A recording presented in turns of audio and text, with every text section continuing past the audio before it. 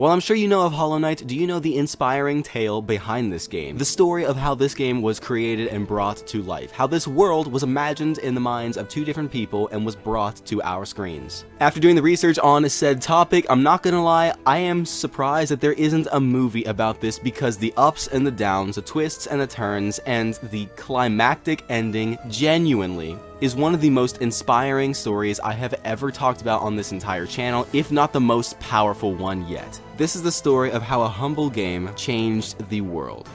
Check out my Twitter page because we have so much fun over there, and make sure to subscribe, guys. While it's commonly known that the world of Hollow Knight was brought to us by the creative minds of 3 different people, or 2 depending on the story you've heard, where did these people come from? How did they meet, and where did this all begin? Well, that and much more we're about to explain. The true original team of Hollow Knight consisted of both Ari Gibson and William Pellen, the OG team. They were both from Adelaide, Australia, and this is exactly where our story began. Ari had an extensive background in animation and even co-founded the animation studio called Mechanical Apple. Some of Ari's work before he really knew William Pellen was The Cat Piano, which is something that Ari only directed. It was published later by the People's Republic of Animation, an Australian animation studio. It was actually really cool. I'm playing this right here. And also the Bronte? I think it's Bronte. There's no way it's Bronte. Music video by Goatee. He directed and animated the whole thing, so this is his true work. William was kind of like the mad scientist in the situation, I will not lie. At the time, he had only worked extensively in the local indie game culture, participating in multiple different Ludum Dares and so on, and a whole bunch of different local activities. He was kind of all over the place. While he did have a more solid job in web designing, there was something else that drew his attention, and he kept going back to indie game creation. Through some of these activities, like Ludum Dares, which I'll talk about in a second, that is where Ari and William kind of became acquaintances. They knew each other, they've seen each other, they worked kind of with each other. This is where it all began. Now, the Ludum Dare is a huge online contest where people are given different challenges when it comes to making a game, but it usually is design a game in a very short amount of time, and that's exactly what this one was. It was only until the Ludum Dare 2013 that William decided to ask Ari to collaborate with him in the challenge, and so he pulled Ari out of the film industry and into the game industry. This right here is where the paths finally meet, and our 2 heroes, protagonists of the stories, soon more will come, but this is where it all begins. In only 3 days, they created a game called Hungry Knight, which served as the base for something very big coming later on in the story. Though they definitely put effort into it, it kind of flew under the radar. There are a couple reasons for this. First of all, those challenges were huge, and there were a whole bunch of different contestants, and again, so many different categories, it's crazy. And the game was, in a lot of senses, very basic.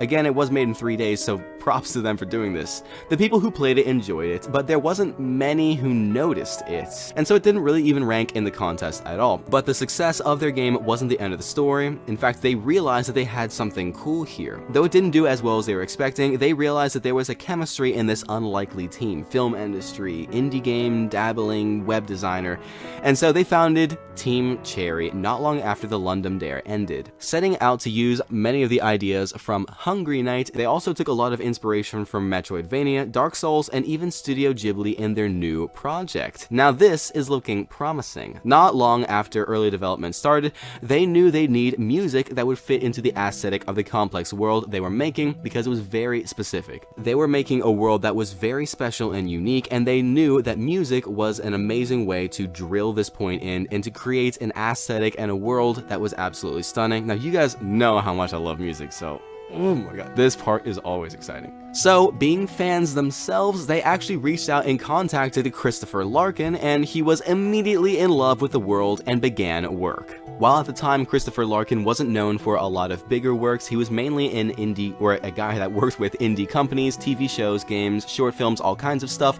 and most likely, Ari and William were looking at his work on Figaro Foe, an Australian animated TV show that was supposed to be kind of quirky. It ran for a year and ended basically right before they founded Team Cherry, so this was perfect timing. In Figaro Foe, Larkin did an excellent job of using orchestral sounding music and unique instruments to create a very eerie setting in some cases, so his work was definitely an inspiration for them. Yet there was another problem: they still worked day jobs. If you remember, Ari operated Mechanical Apple, the studio he co-founded with Jason Pament, and William was a web designer, so what was the answer? A Kickstarter. In November 2014, they launched a Kickstarter aiming for the goal of roughly 35,000 Australian dollars. Wait, what is that called? I just looked it up. It really is just Australian dollar. Are you kidding me? Okay. But this Kickstarter exceeded it by far by reaching $57,138 or Australian dollars from roughly 2,158 different backers. This allowed them to work full-time on the game. While it's not public, Jason Pament most likely runs Mechanical Apple by himself, as Ari had to leave and focus full-time into the game. Giving the people who were investing money in the game something to go off of, they put out a rough release window of about 2015 to 2016, so there was a vague goal. Now, a huge factor in the story that will change the rest of it, especially going on in the second here, was that they had no external publisher, so they did it all by themselves, starting a 2-year grind. This meant that all the world building came from Ari and William. The animations were hand-drawn by Ari, which was, I don't know, his expertise, but when it came to the programming and the performance of the game, that's where David KAZI stepped in. David was a local programmer who could handle all the more complicated technical things that the original duo didn't have experience in. While not much is known about David specifically, he worked previously on a 2014 game called Silo before joining Team Cherry. The pressure of a rapidly growing and expanding game in the hands of a very small team became heavier as time went on. Both Ari and William had mentioned how much of a toll making this game took on their health and sleep, as they often worked throughout the weekend and consistently 12+ hour days left and right. In early 2017, before the full release of the game, something huge happened. With the Kickstarter funds running lower as the game was getting bigger and growing rapidly, as more work was put on the shoulders of these guys, David KAZI left Team Cherry. Now, this was a huge blow to the studio. While his leaving the company was amicable, it's not fully known why he left. There are several possible factors. We know for a fact that he left for a more corporate job. Was it possible that the extensive hours of crunch time took a toll on him? Or did he even think that any of this was worth it? That any of the work and time that they were putting in would even see the light of day? All of which are valid and possible. Nevertheless, it put more weight on Ari and William's shoulder. As the health of the devs was declining during the extended periods of crunch time, it got more and more intense. Finally, it launched in 2017, but something absolutely crushing happened. Because the game lacked a publisher and a bigger name tied to the game to get the game out there, Hollow Knight relied mainly on word of mouth and communication from other players and reviews, and that's mainly how it spread. It didn't get a lot of players. On February 24th, 2017, it finally launched, marking the beginning of the next phase for Hollow Knight. This is what all their time, money, including the Kickstarter funds, and life had gone to. In some cases, health.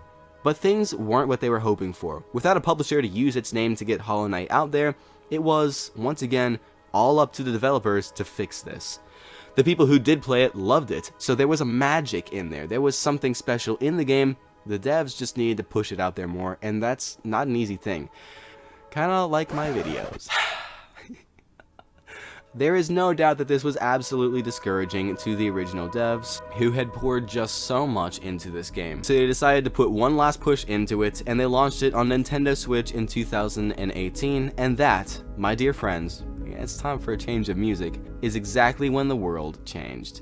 On June 12, 2018, almost a year and a half of worrying about this game if it would ever see the light that it truly deserved, they released it on Nintendo Switch in hopes that this might be it, and they were absolutely right. Well, it turns out that the Switch audience was everything Hollow Knight needed to succeed. Within only a few months of being on the Switch, not only did it become one of the top downloaded games in the eShop, but it became the best-selling indie game on the entire Nintendo Switch system. Because of its success on the Switch, it was also made available on PlayStation and Xbox 2, which only brought more numbers and fame to the game, all of which were deserved.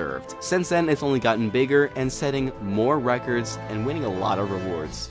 In 2017, it won the Best Indie Game of the Year at the Game Awards 2017, setting it up for a bigger success the next year. It also won Best Game Design and Best Music nominee at the BAFTA Game Awards in 2018, the Best Indie Game and Multiplayer Game, it's single player but was nominated for a different reason, at the Golden Joystick Awards, the Outstanding Achievement in Game Design and Outstanding Achievement in Animation nominee at the DICE Awards, Best Indie Game at the SXSW, I almost messed up there, Game Awards, Best Game Design, and Best Audio at the Australian Game Developers Awards, Best Visual nominee and Best Mobile nominee at the Game Developers Choice Awards, even though it wasn't strictly a mobile game. Indiecade of Excellence was also given to Hollow Knight, the Labor of Love Award at the Steam Awards, and IGN's Best Indie Game. Every single one of these awards were earned through blood, sweat, and tears. The fame led to development of the SILKSONG, a huge new DLC with both the OG devs working back on it.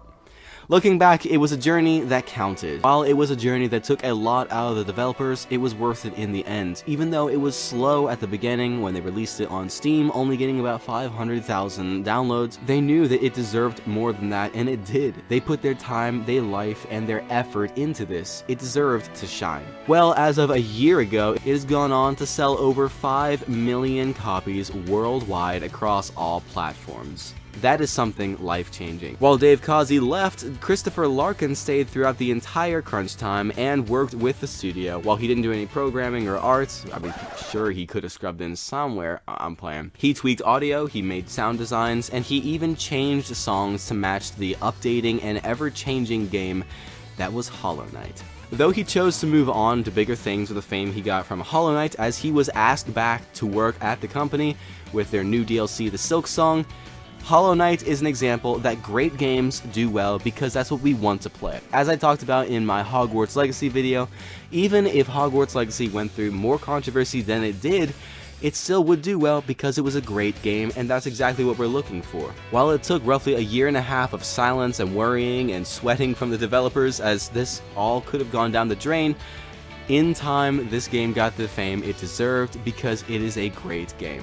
Now, if you're feeling inspired right now, good. That's exactly what I want you to feel. Go out and change the world. You are no different than Ari Gibson and William Pellen, or even Christopher Larkin if you're into music like me. Ha ha ha.